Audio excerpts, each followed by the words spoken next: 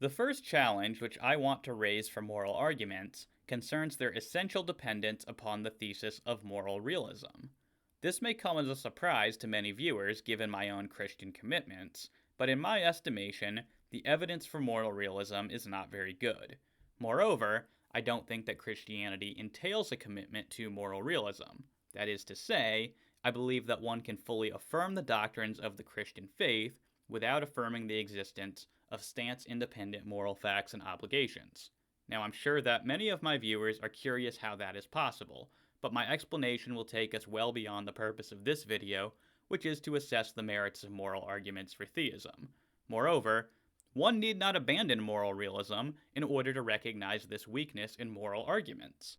Suffice to say that if one's belief in moral realism is based solely on their prior Christian beliefs, then they will be unable to use those beliefs to justify the moral realist premises of their moral argument to an atheist or skeptic.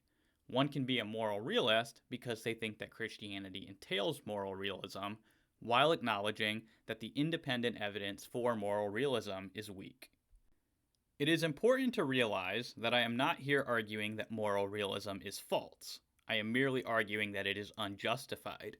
And inasmuch as moral arguments for theism are supposed to yield justification for the proposition that God exists, to the extent that they rely upon a premise which is unjustified, they will fail to justify their theistic conclusions.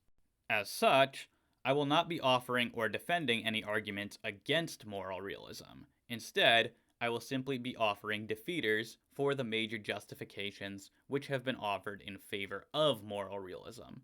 I take what follows to serve as an undercutting defeater for moral realism and, by extension, a critical premise of all moral arguments for theism. Since this video is primarily intended to assess the merits of moral arguments for theism, and not the arguments for moral realism, I will have to keep this section somewhat short.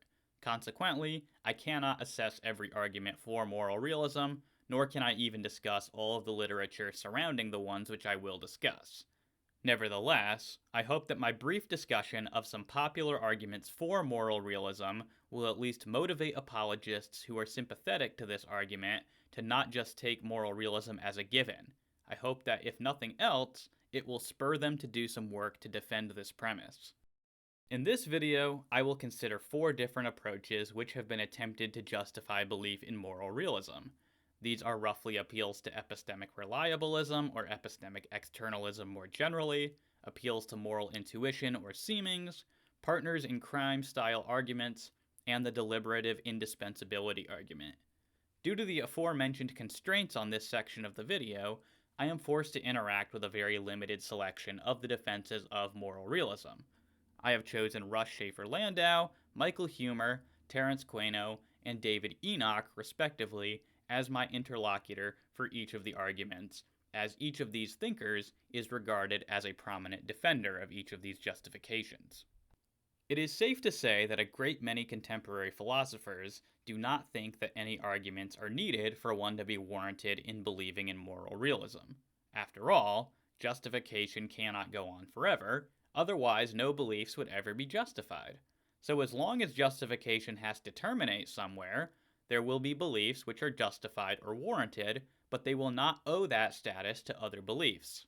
These sorts of beliefs are called properly basic or non-inferentially justified beliefs. In epistemology, there are roughly 2 views on the location of the justification or warrant for these types of beliefs: internalism and externalism. According to externalists, justification or warrant depends at least in part upon factors which are external to the subject's own mind and which lie beyond the purview of his own awareness. Put differently, externalists believe that one can be warranted in believing some proposition to be true apart from being aware of any reasons which support this belief. Now, it's important to remember that externalists are not saying that there are no reasons which support their basic beliefs. They are merely saying that one need not always be aware of them. So, for example, the externalists might say that they are warranted in believing that their senses are reliable sources of information, even though they cannot give you a non-circular argument for that conclusion, just as long as it is, in fact, the case that their senses are reliable. In this case, there is a reason why the belief is warranted, namely the fact that their senses actually are reliable, but the externalist lacks access or awareness of that reason. Internalism is the antithesis of externalism. Internalists maintain that there is an awareness requirement, or at least a potential awareness requirement, on justification. That is to say, a proposition is only justified for me if I am aware of some reason in virtue of which I can rationally believe that the proposition is true. An example here might be the belief that my friend is going to come over for dinner later today, being justified by the fact that my friend accepted my invitation to do so. The justification for that belief depends upon my friend making me aware that they were going to come over. For internalists, all beliefs require this sort of awareness. Given these two options, moral realists have tried to find ways in which moral beliefs can be properly basic, which are acceptable to either internalists or to externalists. Russ Shafer-Landau is a good example of someone who has contended that moral realism is warranted on externalist grounds. He refers to his position as moral reliabilism. He begins by defining what he means by reliabilism. The basic idea behind any form of reliabilism is that the epistemic status of a belief depends crucially on the way it came about. As a first pass, a process is reliable just in case it produces more true beliefs than false ones. A conditionally reliable process is one that produces more true than false beliefs when the relevant cognitive operation begins with true beliefs. Reliabilism allows for the possibility of non-inferential warrant because it allows for the possibility of reliable processes that do not involve inferring some beliefs from others.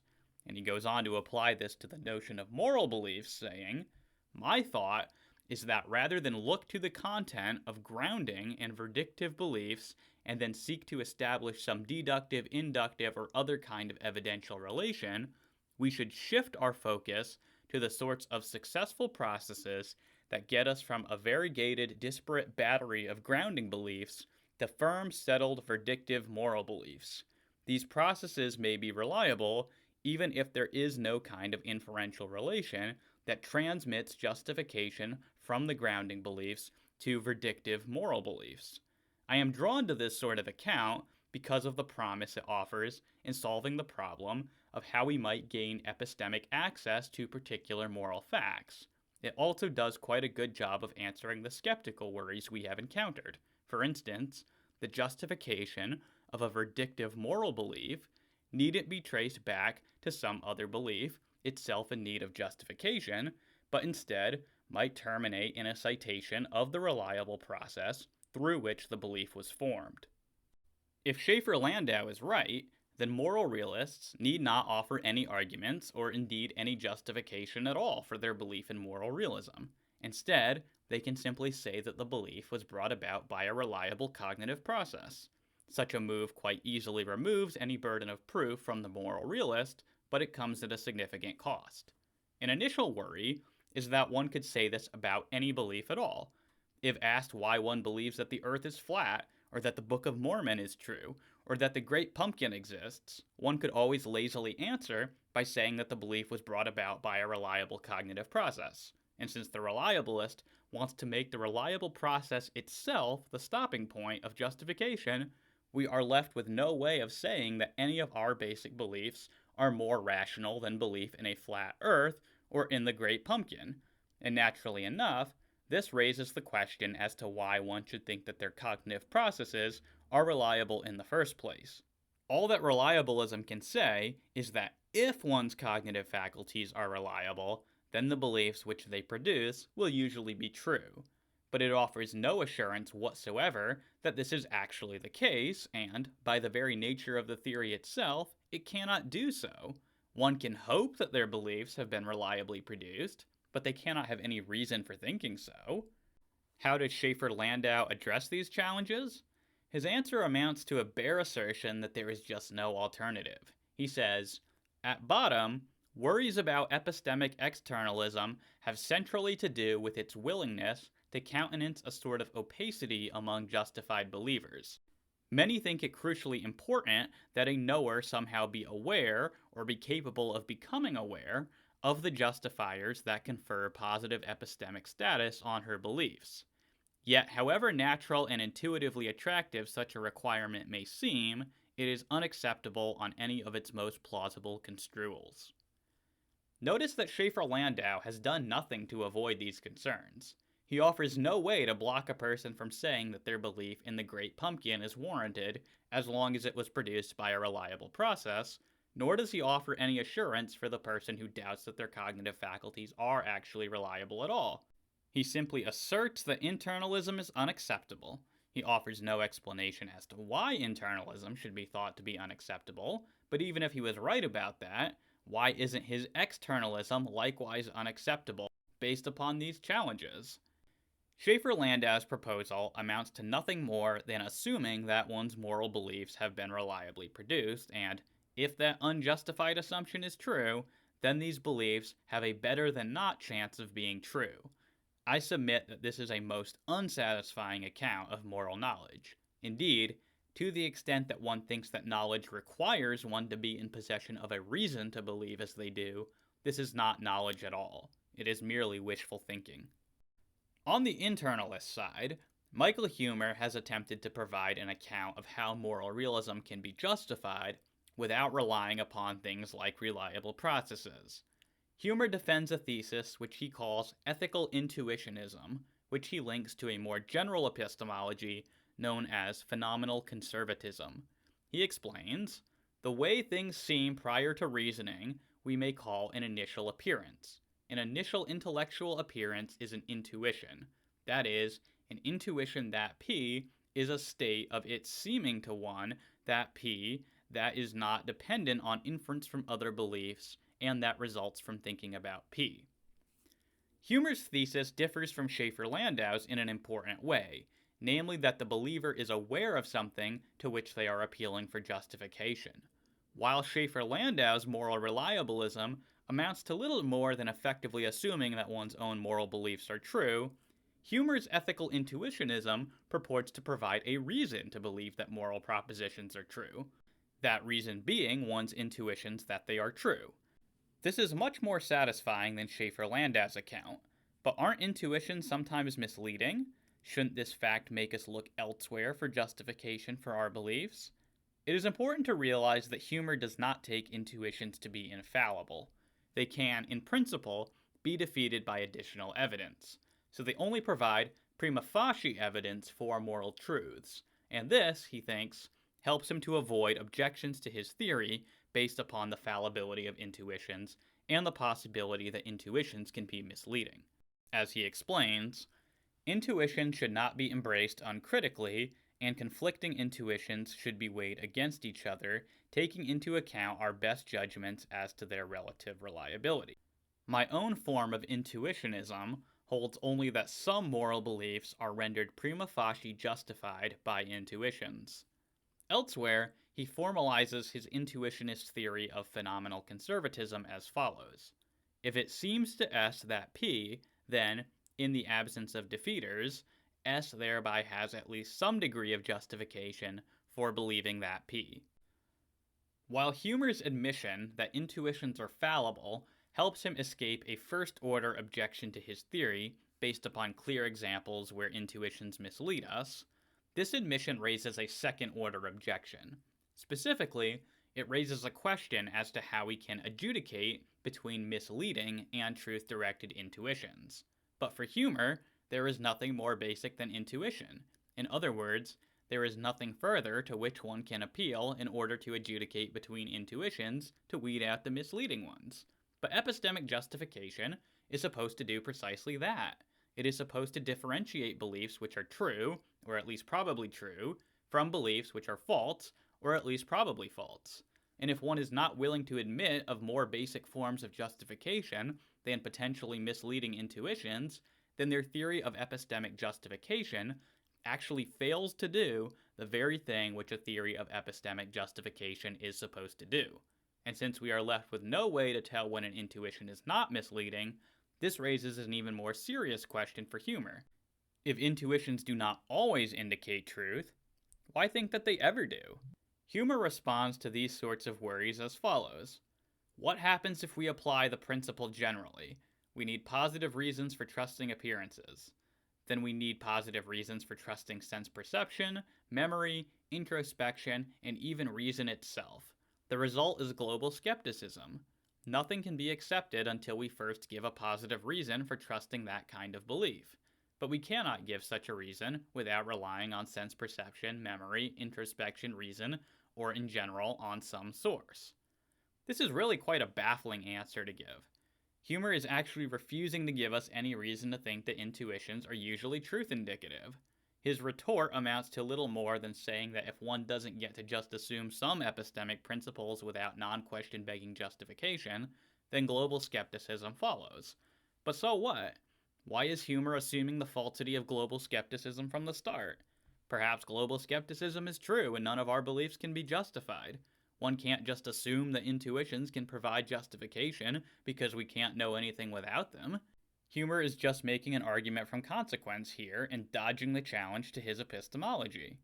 But more fundamentally, how is Huemer making the leap from the premise that all of our beliefs require positive justification to the conclusion of global skepticism? This just does not follow at all. In my own video series on epistemology, I explained my own theory of epistemic justification by direct acquaintance, which both defeats global skepticism and also doesn't bottom out infallible intuitions. I refer interested viewers there for an alternative to phenomenal conservatism, which avoids this problem. But the salient point is that until Huemer actually provides a way of determining when intuitions are misleading and when they are not, his theory is failing to do what a theory of epistemic justification is supposed to do, namely to provide a way of separating true or probably true beliefs from false or probably false beliefs. But Huemer is not finished yet. He claims that it would be self-defeating to deny that intuitions can confer justification. After all, if one rejects intuitionism, then it surely must seem to them as though intuitionism is false. But in such a case, Huemer contends, they are rejecting the justificatory status of intuitions on the basis of an intuition. So ultimately, one cannot avoid relying on intuitions. He says, an argument has force only to the extent that its premises seem true and seem to support its conclusion. Intellectual inquiry presupposes phenomenal conservatism in the sense that such inquiry proceeds assuming things are the way they appear. Even the arguments of a philosophical skeptic who says we aren't justified in believing anything rests upon the skeptic's own beliefs, which are based upon what seems to the skeptic to be true. This indicates, in brief, why I take any denial of phenomenal conservatism to be self-defeating. But Huemer has just clearly confused the mere presence of an intuition with that intuition forming the basis for one's rejection of phenomenal conservatism. It is quite right to say that phenomenal conservatism seems false to me, but this is not why I purport to be justified in rejecting phenomenal conservatism. The basis of my rejecting phenomenal conservatism has nothing to do with how it seems to me, and everything to do with the arguments against it, specifically the aforementioned failure of the theory to do what a theory of epistemic justification is supposed to do. Seemings may typically, or even always, accompany epistemic justification, but this just does not entail that those seemings are themselves justifiers. As John DePoe correctly says, yes, the self-defeat argument seems to be false by my lights, but this is no reason to think that the justification, or even the basis for my belief, is this seeming state. As a contingent feature of the way human biology or psychology is constituted, it could be the case that seemings accompany psychological states with sufficiently strong evidential connections that hold between beliefs and their evidence. Without further argument, however, it would be too hasty to infer from this that seemings are doing any epistemically relevant work. One of the more interesting arguments for moral realism in recent memory is the so-called partners in guilt argument. According to this argument, moral facts and epistemic facts share a sufficient number of properties such that if moral facts do not exist, then neither do epistemic facts. There are several ways of formulating this argument, but most philosophers think that Terence Cuneo has developed the most sophisticated version of the argument in his 2007 book, The Normative Web. As such, and since my time is limited, I will adopt Cuneo as my interlocutor for this argument. Cuneo formulates his argument as follows. 1. If moral facts do not exist, then epistemic facts do not exist. 2. Epistemic facts exist. 3. So, moral facts exist. 4. If moral facts exist, then moral realism is true. 5. So, moral realism is true. By epistemic facts, Cuneo means facts about what one ought to believe given their epistemic situation. For example, one ought not believe a proposition without sufficient evidence, or one ought to believe the conclusion of a sound argument. He explains, I will assume that epistemic facts are authoritative in the following twofold sense. They are authoritative in the first place insofar as they are prescriptive, that is to say, epistemic facts are, imply, or indicate reasons for properly situated agents to behave in certain ways. It appears, for example, to be a conceptual truth that if a certain plan of inquiry is manifestly irrational, then its being irrational provides appropriately situated persons with an epistemic reason not to engage in it. The second sense in which epistemic facts are authoritative is that some such facts inescapably govern our conduct. The fundamental idea in this case is that some epistemic facts are, imply, or indicate categorical reasons for agents to behave in certain ways. As such, these facts are, imply, or indicate reasons for agents to behave in certain ways, regardless of whether these agents care about conducting their behavior in a rational way. So right off the bat, we can see that Cuneo's use of the term epistemic facts is quite misleading. If one denies the second premise of his argument, according to which epistemic facts exist, this can give off the impression that they are denying that any facts whatsoever about knowledge exist. This would amount to a denial of knowledge, and hence an acceptance of complete epistemic skepticism. But that is not what he means. Instead, he is referring to a very specific type of fact, namely facts about what people ought to believe or ought not to believe, independently of their own goals and desires, given their epistemic situation. It's important to see that it's not immediately obvious that denying that there are stance-independent epistemic obligations will commit one to epistemic skepticism. For example, I can still know a proposition, in the sense of having a justified true belief, based upon a sound argument, even if there is no stance-independent obligation for me to believe the conclusion of the argument. And this is not the same as saying that there is no obligation whatsoever to believe the conclusion of a sound argument. Suppose that I adopt the stance that I want to believe true propositions. This stance will create an obligation for me to believe the conclusion of an argument which I have recognized to be sound. But remove that stance from the picture. Suppose that I don't care about holding beliefs because they are true. It becomes unclear why I should believe the conclusion of a sound argument. The point here is just to emphasize that denying the second premise of Cuneo's argument is not as extreme as it might seem at first. Denying the existence of epistemic facts is not a denial of the existence of knowledge. So let's evaluate Cuneo's argument. I am happy to grant that the last three premises follow if the first two are true. I will be questioning Cuneo's justification for supposing premises 1 and 2 to be true. The first premise states that if moral facts do not exist, then epistemic facts do not exist. Why should one think that this is true? Cuneo's defense of this premise is puzzling to say the least. He spends the second chapter of his book detailing several parallels and similarities between moral facts and epistemic facts, and I'm happy to grant him those parallels for the sake of argument.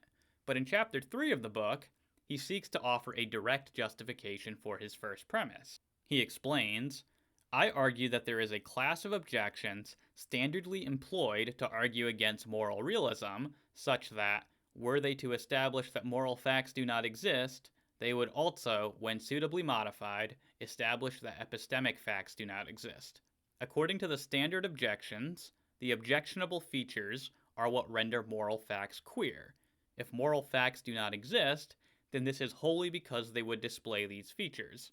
But presumably, there is nothing unique to moral facts that makes their having these features objectionable. It is the features themselves that render moral facts philosophically unacceptable. If this is right, then we can agree that if moral facts do not exist, then nothing has the objectionable features. However, we also know that if epistemic facts exist, then there is something that has the objectionable features. Put differently, we know that if nothing has the objectionable features, then epistemic facts do not exist. And from these two claims, it follows that the core argument's first premise is true. If moral facts do not exist, then epistemic facts do not exist. This defense of the first premise is bizarre to say the least, for it depends entirely upon the skeptic of moral realism basing their skepticism upon certain features of moral facts. I can agree with Cuneo that if one rejects the existence of moral facts on the basis of their having the same features as epistemic facts, then one must reject the existence of moral facts as well. But after establishing this, Cuneo makes the curious statement that these arguments exhaust the objections to moral realism.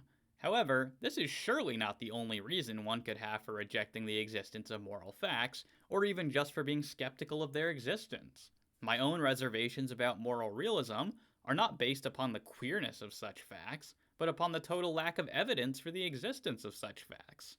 So I can agree with him that moral facts are not non-existent because of any particularly objectionable features which they might have. But I could have any number of other reasons for thinking that they don't exist, or just for doubting their existence. And this does not have to be the case for epistemic facts. I could, theoretically, have fantastic evidence for the existence of epistemic facts, which I do not have for the existence of moral facts. Therefore, it does not follow that the existence of epistemic facts somehow entails the existence of moral facts. All that Cuneo establishes in the third chapter of his book is that if one rejects the existence of moral facts on the basis of some perceived objectionable feature, then he will have to reject epistemic facts for the same reason. As a defensive move against certain objections to moral realism, and assuming that the objector wants to retain the existence of epistemic facts within their ontology, then Cuneo's move is perfectly valid. As an argument for moral realism, however, this simply will not work, since one can be skeptical of moral realism for other reasons. In short, Cuneo does not come anywhere near to establishing that epistemic facts cannot exist if moral facts do not. But what about the second premise of the argument? What reason is there to think that there are epistemic facts in the sense of stance-independent facts about what one ought to believe given certain epistemic circumstances? Well, Cuneo claims that the skeptic of this premise can fall into one of three camps: epistemic nihilism, epistemic expressivism, and epistemic reductionism. Cuneo defines epistemic nihilism as the thesis that if there are any epistemic facts, they are as the realist says, and there are no such facts. Cuneo then proceeds to detail a dilemma for epistemic nihilism. My own sympathies are closer to what Cuneo labels epistemic expressivism. However, much of Cuneo's discussion is dedicated to showing that epistemic expressivism is committed to the same ontology as epistemic nihilism. Therefore, epistemic expressivism incurs the same problems as epistemic nihilism. Consequently, it will be worth spending some time addressing Cuneo's objections to epistemic nihilism, because if his arguments here don't have any bite, then they will equally fail against epistemic expressivism. He begins by presenting a dilemma for epistemic nihilism. Either epistemic nihilism is self-defeating, and hence we have no sufficient reason to believe it, or it implies that there are no epistemic reasons, and a fortiori, we have no reason to believe it. But why should one think that epistemic nihilism is self-defeating if one has reasons to believe it? According to Cuneo, either epistemic nihilists hold that we have reasons to believe epistemic nihilism, or that we do not. If epistemic nihilists hold that we have reasons to believe their position, then their position is self-defeating in the sense that it presupposes the existence of the very sorts of entities which it claims does not exist. After all, if we have reasons to believe epistemic nihilism, then it follows, by conceptual necessity, that we rationally ought, all other things being equal, to believe it. One wonders how Cuneo has made the leap from one having a reason to believe a proposition is true, to them being obligated, independently of their own stances, to believe it to be true. He claims that this follows as a matter of conceptual necessity. But indeed, he does no work to show this entailment. Perhaps a more charitable reading of Cuneo will take into account his qualification that one rationally ought to believe it, yielding the interpretation that in order to be rational, one must believe in accordance with what they have reason to believe to be true. However, notice that under this reading, the ought becomes purely descriptive. It amounts to saying that believing in accordance with truth-directed reasons is a necessary condition for being rational. This is true by definition as far as I'm concerned. Kane B gives a rather good explanation of this, saying, I don't think the skeptic, the moral skeptic, would need to prescribe the duty of pursuing reason and truth, right? It's enough that people just do happen to, value holding true beliefs. So as long as we have the goal of acquiring true beliefs, then we can ask what the best method of acquiring true beliefs is, and then we can say, okay, given this goal of acquiring true beliefs, right, there are certain ways in which we ought to proceed. But yeah, there's no need to like suppose that we have to be prescribing, right, certain fundamental goals, right? People just have whatever basic goals they do have, and that can be that. Now, as it happens, I do think that we can give reasons for pursuing truth. I mean, truth has some fairly obvious instrumental values, at least in particular contexts. Maybe not so much in the context of a debate about meta-ethics, but yeah, I mean, there are certain situations where it's valuable to know the truth because that helps you to achieve certain other goals you have. But of course, that just pushes the problem back, right? You can always just ask about whatever your fundamental values are. Well, why that system, right? Why ought you to have those values? But I'm not sure why a moral skeptic would need to give an answer to that, right? I think the moral skeptic will just say, well, ultimately you just have whatever values you do. Suppose that I am the kind of person who doesn't care about being rational, and instead cares about being comfortable. I could still have reasons to believe that some proposition is true, and yet choose to disbelieve it anyway because it makes me uncomfortable. If I were that kind of person, I don't see why I would have any obligation to believe the proposition. I would be acting irrationally in this scenario, but Cuneo hasn't done any work to show that I would be shirking some sort of stance-independent obligation to be rational. His bare assertion that I would be doing this amounts to patently begging the question.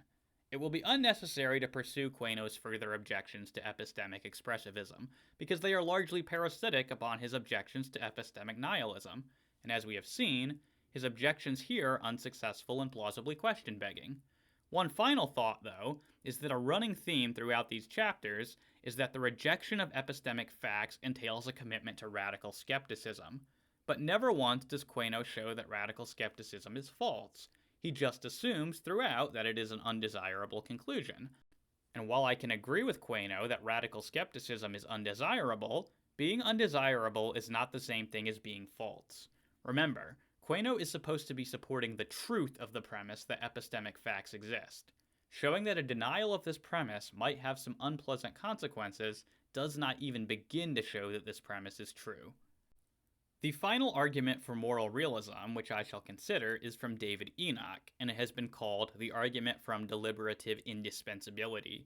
Enoch explains, I argue that irreducibly normative truths, though not explanatorily indispensable, are nevertheless deliberatively indispensable. They are, in other words, indispensable for the project of deliberating and deciding what to do, and that this kind of indispensability is just as respectable as the more familiar explanatory kind. Deliberative indispensability, I argue, justifies belief in normative facts, just like the explanatory indispensability of theoretical entities like electrons justifies belief in electrons. Enoch begins by asking us to consider how our belief in the existence of electrons might be justified.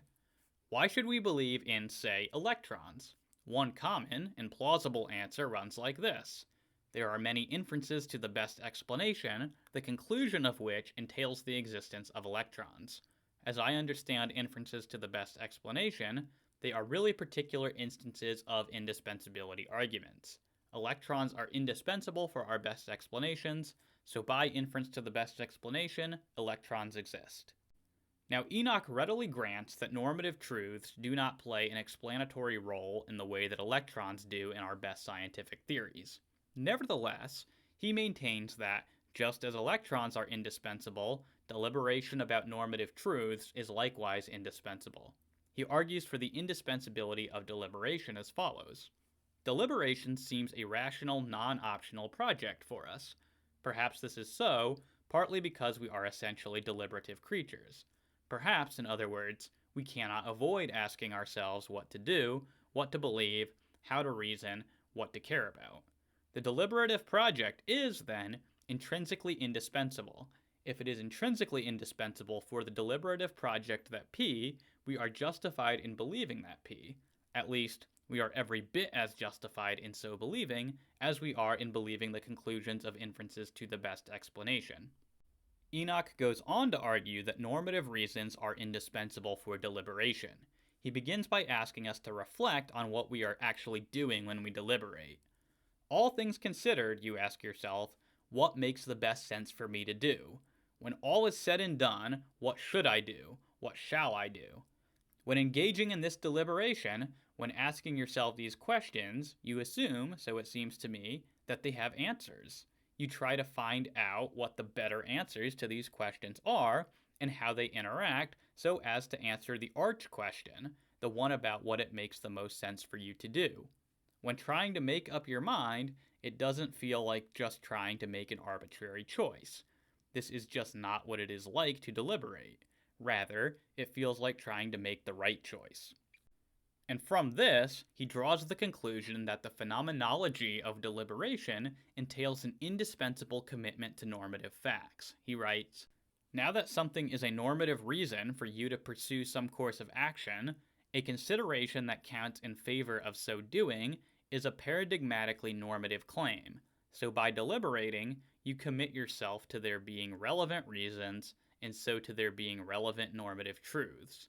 Normative truths are thus indispensable for deliberation." So to put all that into a formal syllogism, Enoch formulates the argument from deliberative indispensability as follows. 1. If something is instrumentally indispensable to an intrinsically indispensable project, then we are epistemically justified, for that very reason, in believing that that thing exists. 2. The deliberative process is intrinsically indispensable. 3. Irreducibly normative truths are instrumentally indispensable to the deliberative project. 4.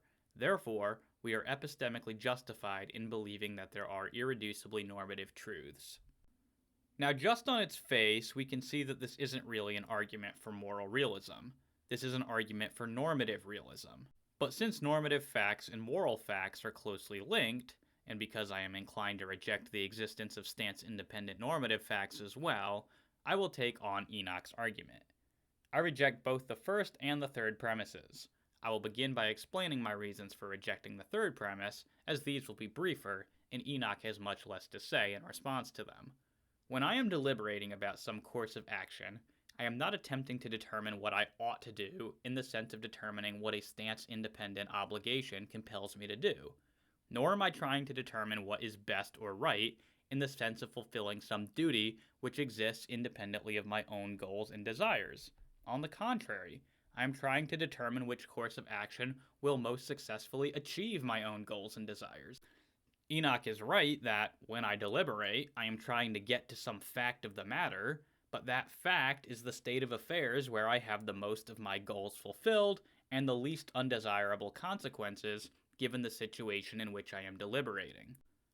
Enoch anticipates this move, but his response is most brief and unsatisfactory. He responds by saying, "When you allow yourself to settle a deliberation by reference to a desire, you commit yourself to the judgment that your desire made the relevant action the one it makes the most sense to perform. This may be either because, say, there is a general reason to satisfy your desires, or because you take having a reason to simply consist in having the relevant desire.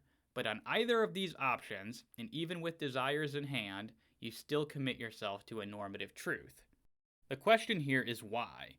Why does settling a deliberation by recourse to a desire commit one to a normative truth in the stance-independent realist sense? If I have a desire which will be fulfilled by some course of action, I do not think that I am presupposing some further reason to satisfy my desires. The course of action can just satisfy or help to satisfy the desire with no need for further reasons. Desires thus can be groundless in this deliberative sense. I see no need for a further reason why some action satisfies my desire. The action does so, and that's the end of the story. This account is perfectly logically coherent, and I think it squares with my own experience of deliberation. Frustratingly, Enoch just doesn't defend his claim that the satisfaction of a desire presupposes a further reason to satisfy the desire. Instead, he merely asserts that this is the case and references Thomas Nagel's discussion of the topic. When one chases down his reference, they will find Nagel saying, "It is only when, instead of being pushed along by impressions, memories, impulses, desires, or whatever, one stops to ask, 'What should I do?' or 'What should I believe?' that reasoning becomes possible." While Nagel expresses deliberation in normative terms by using the word should, I have already explained how the same question can be represented without utilizing any normative terminology. Instead of saying, "What should I do?" one can ask, "What course of action achieves a state of affairs wherein the greatest number of my desires are fulfilled while incurring the least number of undesirable consequences?" While this latter way of putting the question is more cumbersome, it is perfectly intelligible, appeals to purely descriptive facts, and avoids normative language. Why, then, should one think that deliberating along these lines commits them to the existence of normative facts? Neither Enoch nor Nagel have given us an answer. Consequently, we may simply reject the third premise of the argument. But what about the first premise? Why would one think that indispensability confers epistemic justification? Enoch makes a great many appeals to abductive reasoning here, as likewise being indispensable. And his conclusion is that if one accepts abductive reasoning because it is indispensable, then they should accept the idea that indispensability yields justification. He writes, "Given some other purportedly respectable kind of indispensability, the proponent of inference to the best explanation must find some non-arbitrary way of distinguishing between explanatory and that other kind of indispensability. She must show, in other words, why it is that explanatory indispensability ought to be taken seriously, but other kinds of indispensability ought not be so taken. So think of my point here as a challenge. Can you think of any reason for grounding ontological commitment in explanatory indispensability that is not really more general? A reason for grounding ontological commitment in indispensabilities of other kinds as well." While one might question Enoch's judgment that abductive reasoning really does constitute any necessary appeal to indispensability, more fundamentally, we can question the idea that abduction yields justification because of its indispensability. That is, just because abduction may essentially make use of indispensability, it does not follow that this indispensability is what makes abduction capable of conferring justification. If abduction can generate justification for reasons other than an appeal to indispensability, then Enoch's parallel between abduction and indispensability simplicator will be broken, such that to allow for abductive inferences to confer justification is not inconsistent. Before we turn to answer Enoch's challenge, we should note one preliminary. It is quite ironic that Enoch himself seems to favor the idea that abduction is not epistemically justified at all. He ends up appealing to pragmatic justifications for abductive reasoning. He writes, "Non-inferential belief-forming methods and other basic belief-forming methods are where epistemic justification comes to an end. If we are ever justified in any of our beliefs, then there must be basic belief-forming methods we are epistemically justified in employing, even though we do not, and perhaps cannot, possess an epistemic justification for so employing them." Arguably, inference to the best explanation is just such a rule. We infer to the best explanation, not because doing so is licensed by some other more basic belief-forming method, but rather basically. But if Enoch were to be right about abductive reasoning ultimately being unjustified in an epistemic sense, this would actually not support the first premise of his argument. If abductive reasoning cannot be justified, then the appropriate conclusion would be an abandonment of abduction. If an epistemic principle cannot confer epistemic justification, the proper solution is not to be even more permissive with one's epistemic principles. The proper solution is to jettison the unjustified principle. Regardless, there is no reason to think that the skeptic of Enoch's argument must abandon abductive reasoning. Best explanations are assessed by recourse to various theoretical virtues, such as simplicity, explanatory power, explanatory scope, and so on. My own view is that theoretical virtues can, upon reflection, be certified a priori to increase the probable truth of a hypothesis which satisfies more of them. It is in virtue of an explanation satisfying these criteria better than any alternative which yields a justified inference to that explanation. There is nothing comparable to these criteria in mere indispensability.